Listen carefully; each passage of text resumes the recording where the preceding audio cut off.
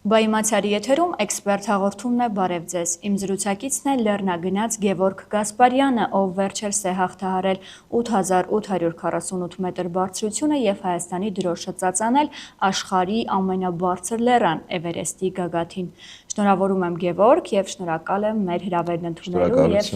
համաձայնելու ձեր փորձառությամբ կիսվելու մեր լսարանի առջեւ։ Շնորհակալություն։ Գևորգ, սկսենք ամենասկզբից, լեռնագնացությունից, ինչպես սկսեցիք հետաքրքրվել այս դժվարին միևնույն ժամանակ գրավիչ ոլորտով։ Հիշում եմ, որ 2009-10 թվականներին, երբ ինձ ասում էին փոքր կարճ արշավներ կազմակերպեք եւ շատ-շատերը կմիանային, ես ասում էի ոչ, ով պիտի գա, ով պիտի այդքան քայլի, ես ավելի նախընտրում եմ դասական ճամփորդությունները,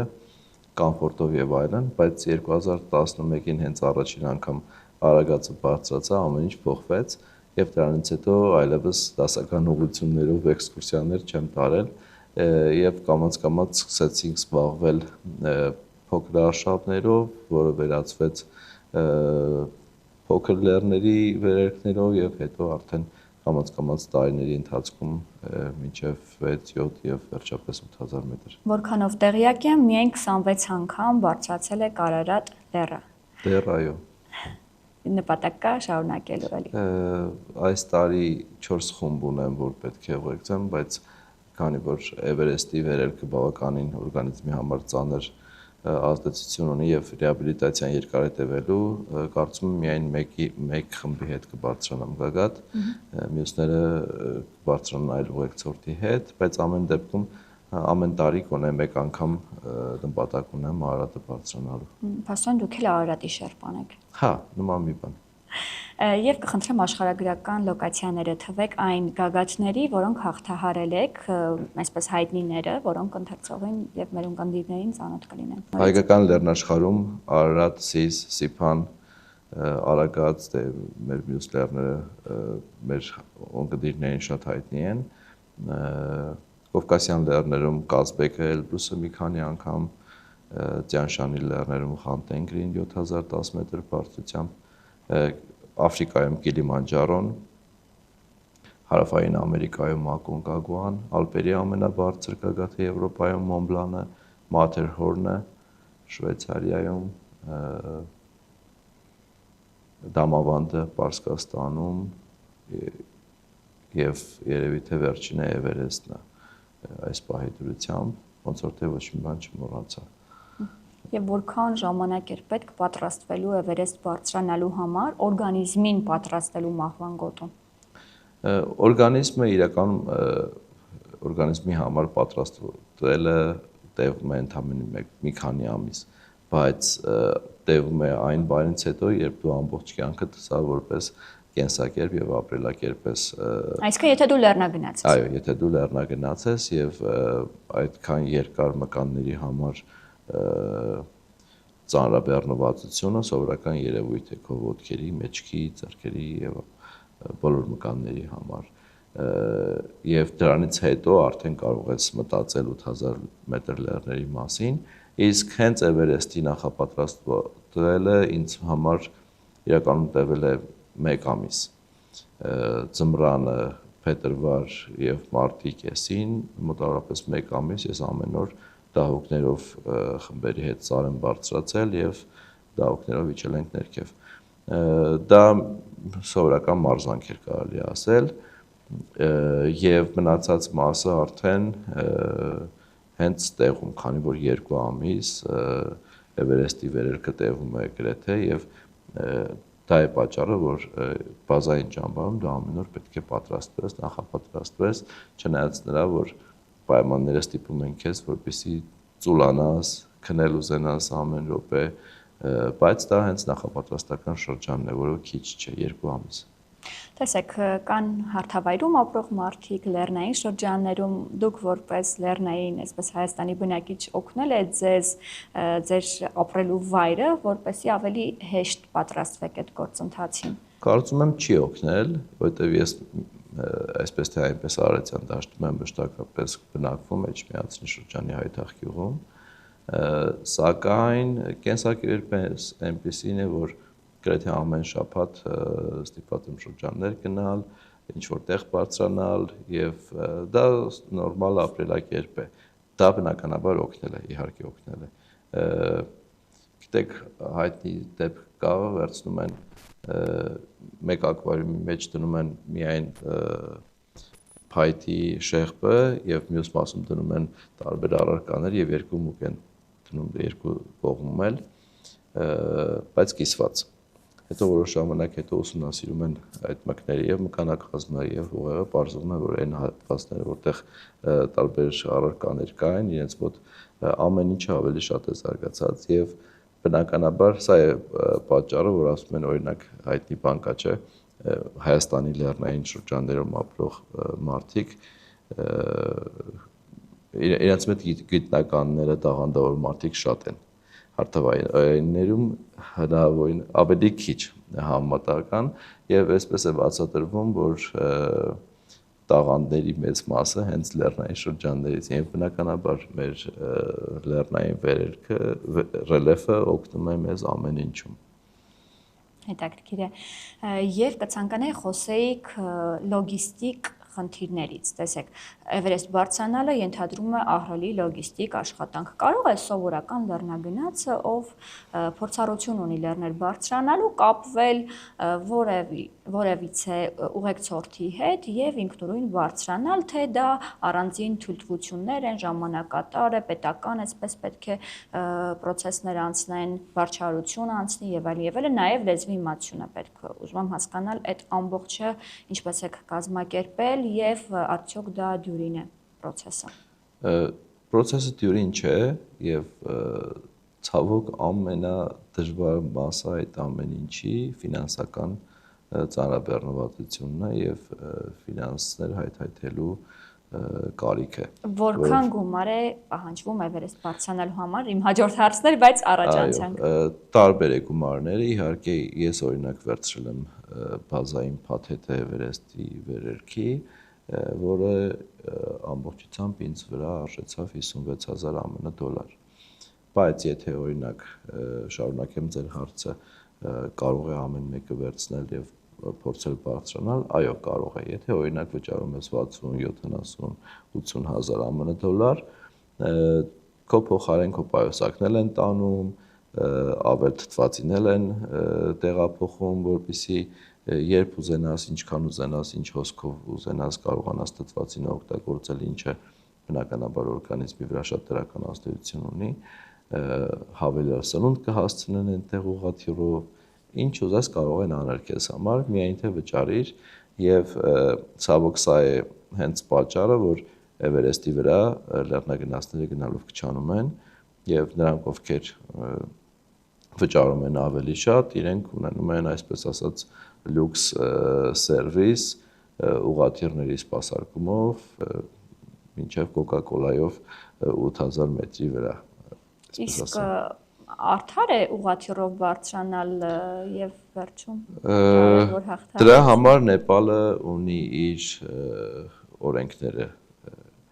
Էվերեստի հետ կապված, նաեւ մյուս լեռների հետ կապված, օրինակ եթե բազային ճամբարից սկսում ես գնում ես Գագաթ, առաջին հատվածը հենց Գումբուի սառցադաշտն է, որը որ ամենավտանգավոր հատվածներից մեկն է Էվերեստի վերելքի, եւ խնդիրն այն է, որ հետ գալուց արդեն տաքանում է եղանակը շատ եւ սառցադաշտը սկսում է հալվել, ձնահոսքերի վտանգը շատ մեծ է։ Եվ եթե գնում են Գագաթ, իրենք պետք է անպայման ոտքով վերադառնան մինչև բազային ճամբար, հակառակ պարագայում նրանք վերելքի արտոնագիրը չեն ստանում, սերտիֆիկատը, որովհետև շատ շատերը բարձրանում են Գագաթ, իջնում են 6400 եւ ուղղաթիռով 6400-ից արդեն իջնում են ներքև շրջանցելու համար Գումբոյի վտանգը։ Հնարավոր չէ կեղծել եւ այդ մարդկանց էլ տալ արտոնագիր։ Չգիտեմ հնարավոր է թե չէ, ես լսել եմ, որ անում են իրենք այդպես եւ այդտեղ էլ արդեն չխորանանք, բայց կոռուպցիոն ռիսկեր, կոռուպցիոն հարցեր կան։ Խոսենք թթվածնային պաշարների մասին, առանց թթվածնի կան մարդիկ, որոնք ի վիճակի են առանց թթվածնի բարձրանալ 8000 մետր բարձրության վրա, մարդու օրգանիզմը նախատեսված է արդյոք նման բարձրության։ Այո, բոլոր լեռնագնացներն էլ կարող են բարձրանալ լեռներ, 8000 մետր լեռներ առանց թթվածնի եւ դրա համար ուղղակի պետք է ավելի շատ ակլիմատիզացիոն շրջան անցնել այդ բարձր լեռնային պայմաններում։ Առողջական հարցերը բնականաբար չեմ քննարկում, որ մարդ պետք է մաքսիմալ առողջ լինի այդ պայմաններում, բայց այո, կարճ պատասխանելու համար հնարավոր է առանց թթվածին բարձրանալ ցանկացած լեռ եւ աշխարհում շատ հայտնի լեռնագնաց Մեսները առաջինն էր, ով բոլոր 8000 մետր լեռները բարձրացավ առանց թթվածնի։ Հիմա էլ ամեն տարի լեռնագնացներ կան, որ հենց Էվերեստը բարձրանում են առանց թթվածնի ավելի երկար ակլիմատիզացիոն շրջան անցնելու։ Օրինակ, եթե մենք 60 օրում բարձրացանք, իրենք բարձրանում են 70-80 օրում կամ մինչ դա մի քանի անգամ այլ 8000 մետր լեռներ են բարձրացել առանց թթվածնի եւ անմիջապես եկել են Էվերեստը բարձրանալու, որպեսզի հնարավորինս իրենց օրգանիզմի ադապտացիան այդ բարձր պայմաններում պահպանեն եւ կարողանան գագաթը բարձրանալ։ Ցանկանամ խոսենք շերպաների մասին։ Իրենք բացի աշխատանք կատարելուց նաև կարևոր է որպեսզի ձևավորվի վստահություն։ Չէ՞ որ բարձրության վրա պետք է վստահ լինես, որ դիմացինդ պատրաստ է վտանգելով իր կյանքը փրկել քեզ։ Ինչ կարող եք ասել այդ մասով։ Նախ ասեմ, որ շերպաները իրենք ֆանտաստիկ մարդիկ են, անբացատրելի ուժեղ, շատ ծանր պայմաններում են ապրում եւ մեծ մասը բնականաբար աղքատ շրջաններում է եւ դա է հենց պատճառներից մեկը, որ իրենք այդքան ֆիզիկապես ուժեղ են եւ միևնույն ժամանակ ապրում են շատ բարձր լեռնային պայմաններում։ Պատկերացնելու համար ավելի կոնկրետ իրենց վրա պարտավորություն կա ամեն օր մինիմալ 40 կիլոգրամ տեղափոխել մեկ կետից մինչև մյուսը, դա լինի մեկ գյուղից մյուսը, թե մեկ ճամբարից մյուս ճամբար, իսկ որոշները մինչև 80-ից 100 կիլոգրամ տեղափոխում են։ Պատկերացրեք, ինչպեսի ֆիզիկական ծանրաբեռնվածություն է իրենց վրա դա, եւ դա նրանք անում են ամեն օր, որտեղ դա է իրենց միակ ապրելու միջոցը եւ գումար վաստակելու միջոցը այս 2-3 ամիսների ընթացքում։ Միևնույն ժամանակ պատասխանատվության մասին խոսելուց ասեմ, որ երկար տարիներ պտտվում էր այն թեզը, այսպես ասած, որ նեպալական տուրիստական ընկերությունների հետ Էվերեստ բարձրանալ պետք չէ, որ նրանք միշտ տալիս են այնպիսի շերպաների, որոնց հետ քո վերելքը երաշխավորված չէ, կհասնես թե ոչ։ Ինչու՞։ Ինչու, որովհետև իրենք քիչ են վճարում շերպաներին, իսկ բարձր կվալիֆիկացիա ունեցող շերպաները բնականաբար ավել գումար են պահանջում, եւ եթե քո ուղեկցորդը բավարար փորձառություն չունի, բնականաբար քո վերելքը վտանգված է։ Վերջին տարիներին փոխվել է մի փոքր այդ մոտեցումը եւ այս տարի պաշտոնապես Նեպալի տուրիստական ընկերությունները աշխարհում դարձան առաջինը, ովքեր կազմակերպում են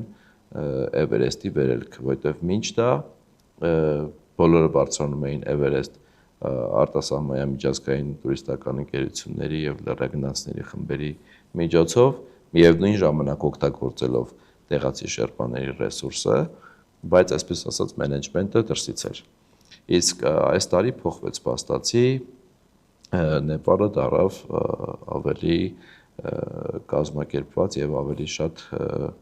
հաճախորդ ընդունած կողմ աշխարհում։ Եվ պիտի ասեմ, որ միևնույն ժամանակ նույն խնդրին ես բախվել եմ, որ եթե ամեն դեպքում քո վերելքի փաթեթը միջին արժեքի չի ցածրն է, բազային է, ինչը որ օրինակ ես էի վերցրել կամ լյուքսը, դու կարող ես ունենալ այո շերպաների հետ աշխատելու խնդիր եւ կարող ես ունենալ շերպա, ով բավականին փորձառու չէ եւ քո վերելքը այդ պարագայում իհարկե վտանգված է։ Վերելքը եւ կյանքը ամենակարևորը։ Կոնկրետ դեպքի մասին կպատմեք։ գագաթից առաջ իմ շերպան չէր օգտագործում թթվածին, հանել էր իր թթվածնի դիմակը եւ երբ հարցրեցի իրան ինչի չես օգտագործում, ասաց որ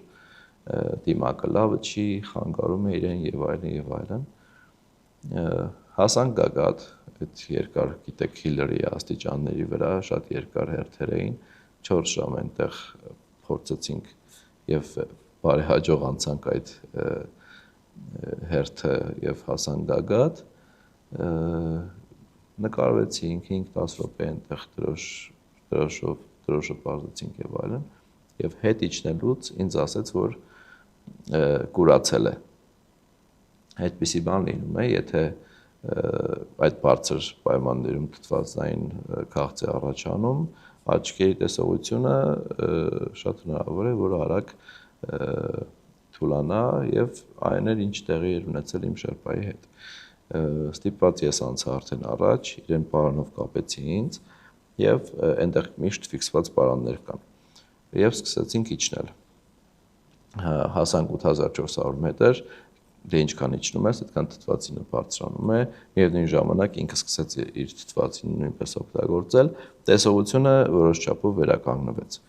8400-ի վրա կար եւս 2 թթվածնի բալոն, որ դրված է այնտեղ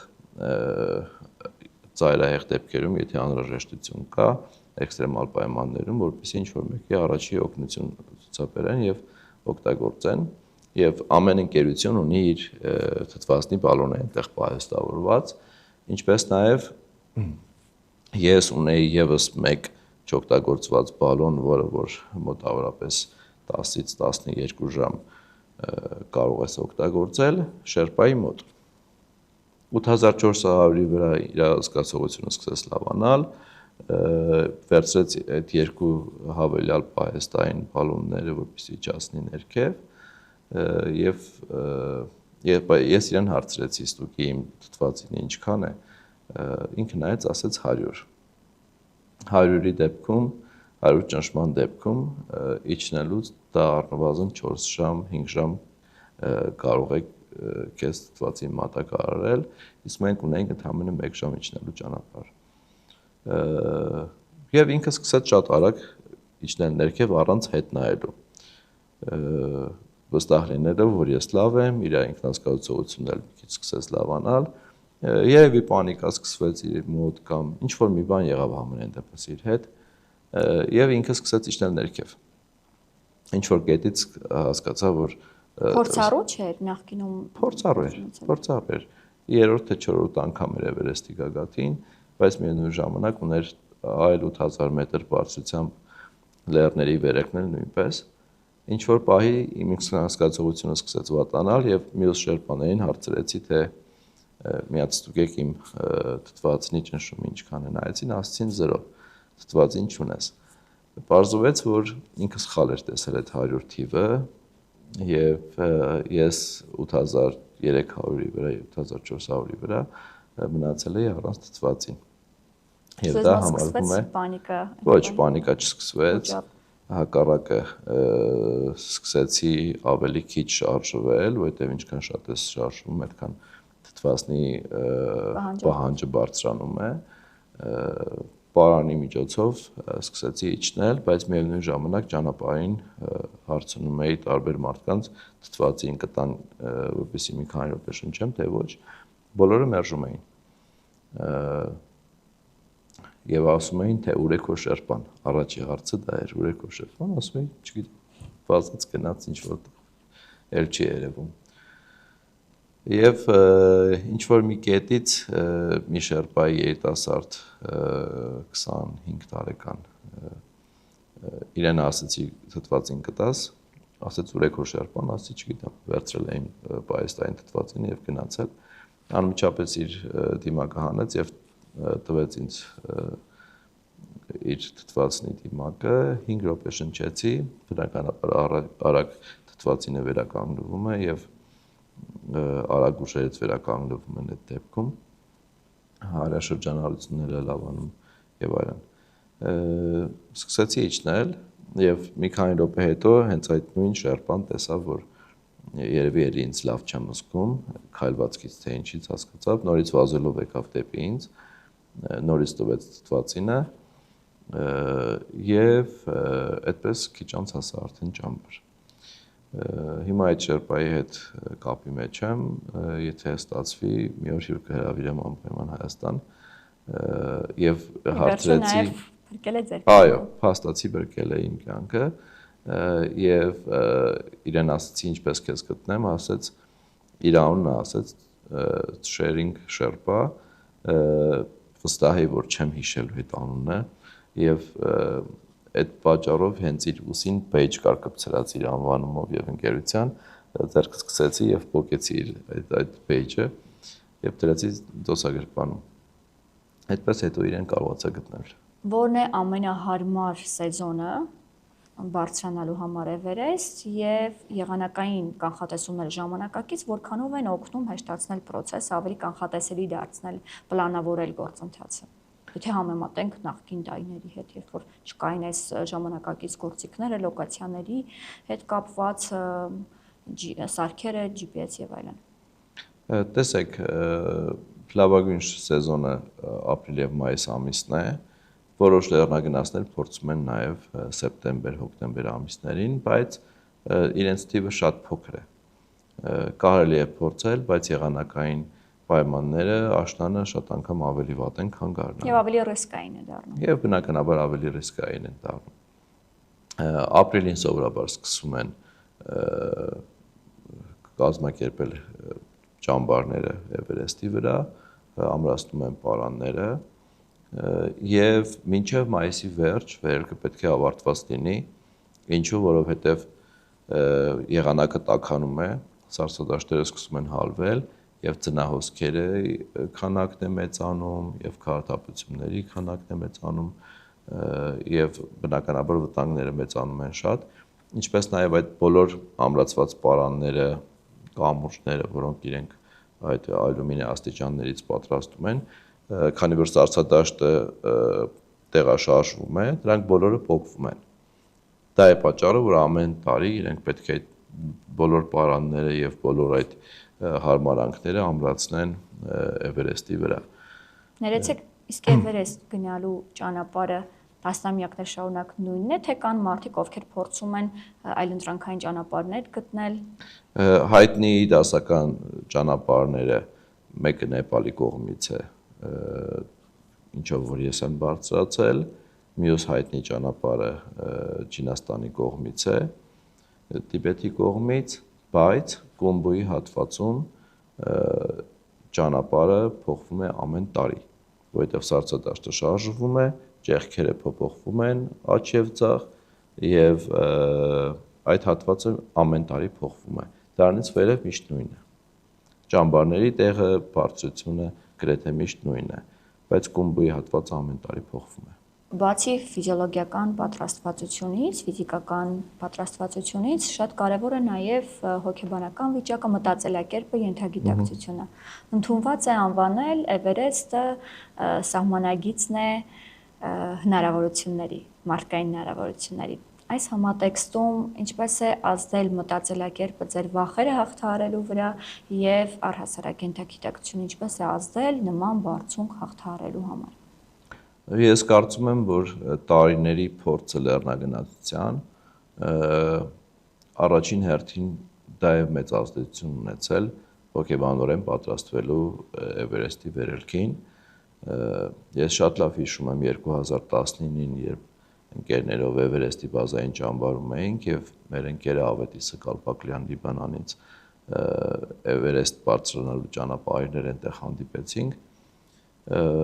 Ես միանշանակ մտածում էի, որ այդ սարը ինձ համար չի, ես պատրաստ չեմ առաջին հերթին հոգեբանորեն այդ դժվարություններին եւ այդ ամեն ինչին այնտեղ ինչ կատարվում էր եւ փաստացի ստացվեց, որ այս տարիների 7 տարիների ընթացքում մի քանի 7000 մետր 6-7000 մետր լեռները ինձ օգնեցին պատրաստվելու հոգեբանորեն պատրաստվելու հենց Էվերեստի վերելքին եւ պիտի ասեմ, որ որպես փորձառություն, հոգեբանական փորձառություն, Էվերեստում այդ ամեն ինչը շատ է։ Դուք նշեցիք, որ համարվում է գագաթնակի հետ այսպիսի մի բան, հա, քանի որ մյուս լեռներում չունեն փորձառություն 8000 մետրերում, բայց վստահ եմ, որ մեծ մասը զիջում են Էվերեստին հոգեբանորեն, պիտի ասեմ, որ այո,